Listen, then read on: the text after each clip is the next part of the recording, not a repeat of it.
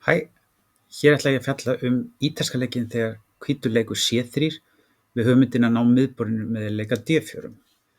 Förum við fyrstu leikina. E4, E5, riddari F3, riddari C6, biskup C4 og biskup C5 og hér leikur hvítur C3. Hugmyndin eins og ég sagði áðan er að leika D4 og svartur þarf að vera mjög fljótur núna í þessum stöðum að setja pressu á miðborðið. Ef svartur leikur einhverjum venjulegum leik til dæmis eins og D6 í þessari stöðu, leikur hvítur einfaldlega D4 og eftir uppskiptin á D4 og biskup B6 þá er hvítur komin bara með frekar sterkt miðborð og það verður erfitt fyrir svartan að sækja á þessa stöðu hér. Þannig að betri leikur fyrir svartan er að setja strax pressu á miðborðið með því að leika riddari F6. Riddari F6 leikurinn hótar peðinu hér á E4 og hvítur þarf núna að ákveða hvort hann ætla að valda með að leika D3 eða eins og við ætlum að fara yfir núna þegar hvítur leikur D4. Nú er spurningin, hvað þarf svartur að gera? Ef svartur drepur ekki peðið og leikur til dæmis eitthvað eins og biskup B6, þá getur hvítur einfaldlega drepið á E4 og nú er svartur komin í vandræði vegna þess að ef svartur drepur núna á E4 kemur drottning D5 og það er frekar óþægilegu gaffall hér á borðinu. Svartur verður þess vegna að drepa á D4 og hvítur drepur þá tilbaka. Og nú er aftur sama dæmið. Hvert á biskupinn að fara? Á hann að fara á B4 eða á hann að fara á B6? Ef við förum á B6 þá nær hvítur einfaldlega að reka svörtu mennina tilbaka.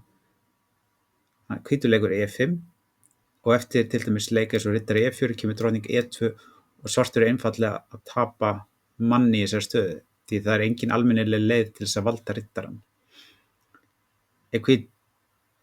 Ef svartur leikur í staðinn D5 þá eftir E drepur, D drepur og D5 þá mun svartur ekki geta hrókerað í þessari stöðu og eins og segi, þessi staða er eiginlega mjög slæm fyrir svartan. Þannig að eina leiðin fyrir svartan í þessari stöðu er að skáka hér á B4. Hvítur hefur núna valkosti að því hvort hann leiki riddari C3 og gefi E4 præðið beint svona eða leika biskup D2 sem er algengari leikurinn í stöðunni. Svartur drepur núna, drepur hér og nú er komið upp svona típisk þema í E4 byrjunum. Þegar hvítur er komið með svona sterkt miðborð, þá er oft mjög góð leið fyrir svartan að reyna að skipta upp á einhverju þessum peðum. Og í þessari stöðu gerir hann einfaldlega með því að leika D5 og nýtir sér að biskupinn hér er á C4. Ef biskupinn hefði til dæmis ekki verið á C4 í þessari stöðu eins og verið til dæmis hér eða hér, þá hefði D5 einfaldlega geta verið svarað með E5. En núna þvinguðum við fram uppskipti á miðborðinu með þessum D5 leik. Hvítur verður að drepa. Ef hann bakkar þá drepum við bara á E4 og vinnum síðan örugglega D4 peðið bara mjög fljótlega. Þannig að hvítur drepur, riddari drepur og ef hvítur til dæmis hrókerar núna þá hrókerar svartur bara einfaldlega og þessi stað er bara mjög fín fyrir svart. Hann getur leikið næst biskup G4, hann getur líka að bakka með riddarinn hér og fara að sækja á D4 peðið. Þetta er rosalega fín staða svart. Eina sem við þurfum eiginlega að skoða í þessari stöðu hér er að hvítur leikur drottning B3, þá er hann byrjað að pressa riddarinn okkar, en svartur á einfaldlega mjög einfalt svar við þessari hótun sem er að leika riddari A5, sem setur pressu á drottninguna og biskupinn.